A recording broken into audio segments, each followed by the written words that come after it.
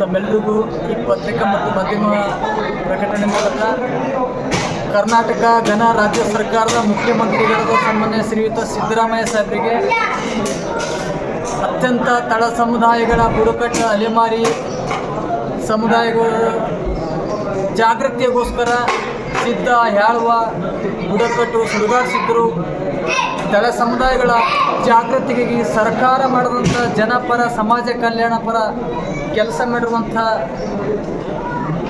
ನಿಮ್ಮೆಲ್ಲರ ಆರಾಧ್ಯ ದೇವ ಪರಮ ಪೂಜ್ಯ ಶ್ರೀ ಸಿದ್ಧರಾಮಾನಂದಪುರಿ ಮಹಾಸ್ವಾಮಿಗಳ ಮರಣೋತ್ತರವಾಗಿ ಶಿವೈಕ್ಯದ ಮರಣೋತ್ತರವಾಗಿ ಘನ ರಾಜ್ಯ ಸರ್ಕಾರ ಏನು ಇವತ್ತಿನ ದಿವಸ ಕರ್ನಾಟಕ ರತ್ನ ಪ್ರಶಸ್ತಿಯನ್ನು ಘೋಷಿಸಬೇಕಾಗಿತ್ತು.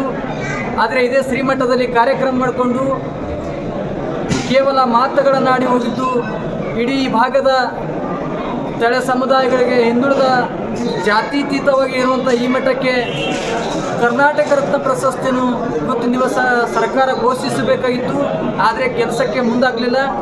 ಅದಕ್ಕೆ ಈ ಮಾಧ್ಯಮದ ಮುಖಾಂತರ ನಾನು ಈ ಶ್ರೀಮಠದ ಭಕ್ತಾದಿಗಳ ವತಿಯಿಂದ ತಳ ಸಮುದಾಯಗಳ ಬುಡಕಟ್ಟು ಅಲೆಮಾರಿ ಆದಿವಾಸಿಗಳು ಮತ್ತು ಸುಡುಗಾಡಿಸಿದ್ದರ ವತಿಯಿಂದ ಇವತ್ತು ಕರ್ನಾಟಕ ಸರ್ಕಾರ ಪರಮ ಪೂಜ್ಯ ಶ್ರೀ ಲಿಂಗೈಕ್ಯ ಶಿವೈಕ್ಯ ಬ್ರಹ್ಮಲೀನ ಸಿದ್ಧರಾಮಾನಂದಪುರಿ ಮಹಾಸ್ವಾಮಿಗಳು ಆಗಿನ ಕನಕ ಮಹಾಸಂಸ್ಥಾನ ಕನಕ ಗುರುಪೀಠ ತಿಂತಣಿ ಪೂಜ್ಯ ಗುರುಗಳಿಗೆ ಕರ್ನಾಟಕ ರತ್ನ ಪ್ರಶಸ್ತಿ ಕೊಡಬೇಕಂತೇಳಿ ಸರ್ಕಾರಕ್ಕೆ ಒತ್ತಾಯಿಸುತ್ತೇನೆ.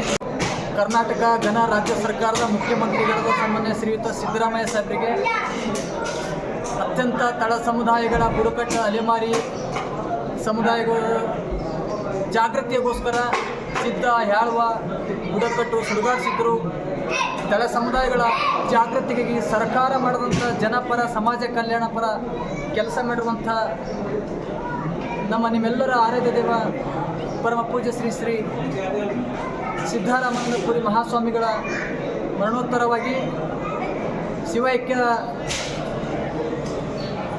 ಮರಣೋತ್ತರವಾಗಿ ಘನ ರಾಜ್ಯ ಸರ್ಕಾರ ಏನು ಇವತ್ತಿನ ದಿವಸ ಕರ್ನಾಟಕ ರತ್ನ ಪ್ರಶಸ್ತಿಯನ್ನು ಘೋಷಿಸಬೇಕಾಗಿತ್ತು.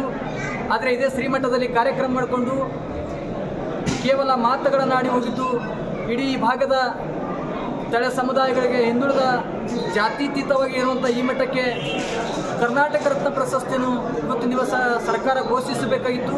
ಆದರೆ ಕೆಲಸಕ್ಕೆ ಮುಂದಾಗಲಿಲ್ಲ.